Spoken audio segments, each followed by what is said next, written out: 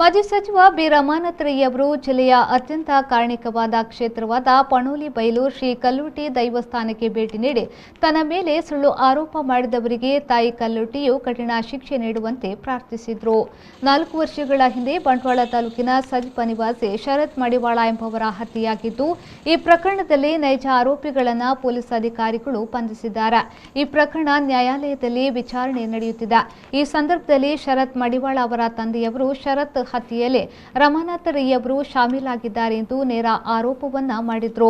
ಇದರಿಂದಾಗಿ ತನ್ನ ಮನಸ್ಸಿಗೆ ಆಘಾತವಾಗಿದ್ದಲ್ಲದೆ ಇದೊಂದು ರಾಜಕೀಯ ಪ್ರೇರಿತ ಸುಳ್ಳು ಆರೋಪ ಮತ್ತು ಪ್ರಕರಣದ ವಿಚಾರಣೆ ನಡೆಯುತ್ತಿರುವ ಹಂತದಲ್ಲಿ ಅದರ ದಿಕ್ಕನ್ನ ತಪ್ಪಿಸುವಂತಾಗಿದೆ. ಈ ಹಿನ್ನೆಲೆಯಲ್ಲಿ ತಾನು ಪಣೋಲಿ ಬೈಲು ಕ್ಷೇತ್ರದಲ್ಲಿ ಅಮ್ಮನವರ ಮುಂದೆ ಶರತ್ ಮಡಿವಾಳರ ಹತ್ಯೆಯಲ್ಲಿ ನನ್ನ ಕೈವಾಡ ಇದ್ರೆ ನನಗೆ ಶಿಕ್ಷೆಯಾಗಬೇಕು, ಇಲ್ಲದಿದ್ದರೆ ಯಾರು ನನ್ನ ಮೇಲೆ ಸುಳ್ಳು ಆರೋಪ ಮಾಡುತ್ತಾರೆ ಅವರಿಗೆ ಕ್ಷೇತ್ರದ ತಾಯಿ ಕಠಿಣ ಶಿಕ್ಷೆ ನೀಡುವಂತೆ ಪ್ರಾರ್ಥಿಸಿಕೊಂಡರು.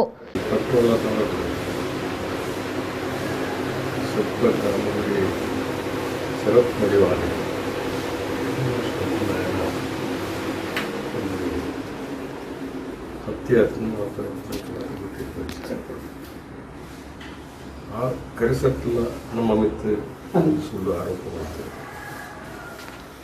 ನಮಗೆ ಜಾತ್ಯ ಬಂದ ಜನಕ್ಕೂ ನಂಬಿಕೆ ಬರ್ತಲಿಕ್ಕೆ ಜೈತ್ಯ ಪಿರ ಏನೇ ಪಾತ್ರ ಪ್ರಯತ್ನಕ್ಕಿಲ್ಲದಂತ ಚಿತಾವಂಡ ಒಂದೊಂದು ರಾಜಕೀಯ ಪ್ರೇರಿತವಾದ ಊಟ ಬಂದಾಗ ಸುಮ್ಮಂತ ಸಂದರ್ಭ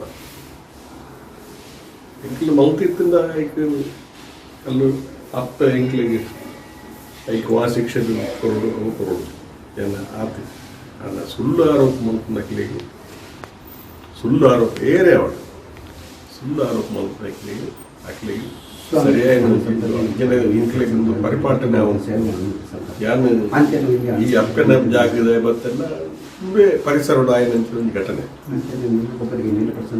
ಈ ಸಂದರ್ಭದಲ್ಲಿ ಬಂಟ್ವಾಳ ಬ್ಲಾಕ್ ಕಾಂಗ್ರೆಸ್ ಅಧ್ಯಕ್ಷ ಬೇಬಿ ಕುಂದರ್, ಮಾಜಿ ಜಿಲ್ಲಾ ಪಂಚಾಯತ್ ಸದಸ್ಯ ಚಂದ್ರಪ್ರಕಾಶ್ ಶೆಟ್ಟಿ, ಮಾಜಿ ಎಪಿಎಂಸಿ ಅಧ್ಯಕ್ಷ ಪದ್ಮನಾಭ ರೈ, ಸ್ಥಳೀಯ ಮುಖಂಡರು ಪಾಲ್ಗೊಂಡಿದ್ದರು.